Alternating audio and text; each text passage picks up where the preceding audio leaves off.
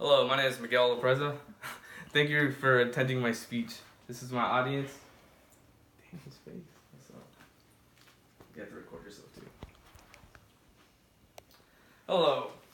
I will be talking about the improved clinch knot, the knot that will help you catch many fish. Are you tired of losing fish? Does your line keep breaking every time you catch a fish, or that you get a fish on the line? From personal experience, I used many knots before, like the polymer, the drop shot, all those types of knots, and none of them work as good as this clinch knot.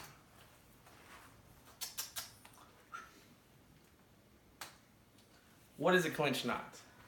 Clinch knot is just a fishing type of knot that a bunch of pro anglers use while fishing. It's a very simple knot. It's not really hard to do. As you can see in the picture, there's only like 3 steps to doing it. Anybody can learn, even kids, beginners, anybody that's trying to learn how to fish can use this simple knot. The cool thing about this knot, it's very simple, but it's a very strong knot, so it's gonna hold on to the hook. Some history behind the clinch knot is that it really has no origin. Nobody really knows where it really came from. All that people know is that it was a mixture between a couple knots, and it just eventually became what it is. Many bass anglers use this knot to catch many types of bass. They catch largemouth bass, smallmouth bass, white bass, just every type of bass. A bunch of experts say, like I said before, a lot of professionals use this knot. Even like new fishing people. If performed correctly, the knot can be as strong as 90 to 100%.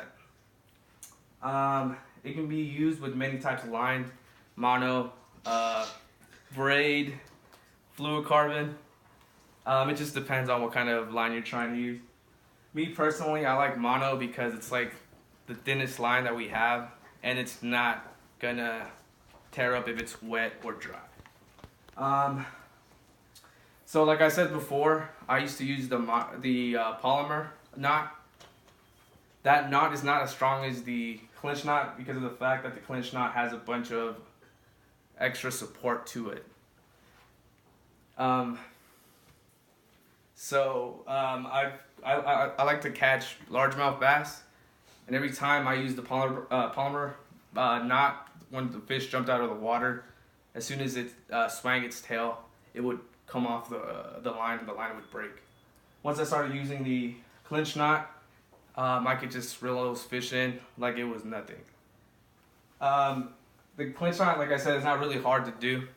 The first step is to put the end of the line through the hook. Once you get to the top, you even it out with the other end of the line. You twist it around the line about 5 times.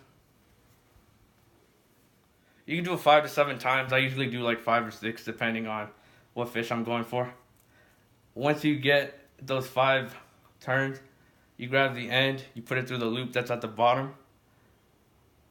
And then don't tighten it because there's going to be another loop within that loop that you just created. You put the tip of it inside the loop, and then you just pull the line. Once you pull the line, the knot itself is just going to get tight. And that is the clinch knot.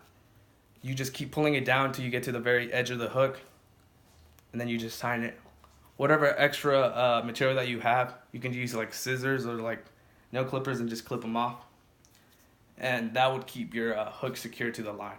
So you can pull it as hard as you can, and it's not going to come off the hook. The only way it's going to break off is if it gets snagged onto like trees, branches, anything that's in the water that can hook onto the line. Thank you for attending my speech. Some sites we're excited that I used for the speech was School is Out, but Kids Can Still Learn by the Dallas Morning News. And the other one is Tie It Right and Tight or Risk Losing the Fish. Pittsburgh Post-Gazette. Thank you for attending my speech.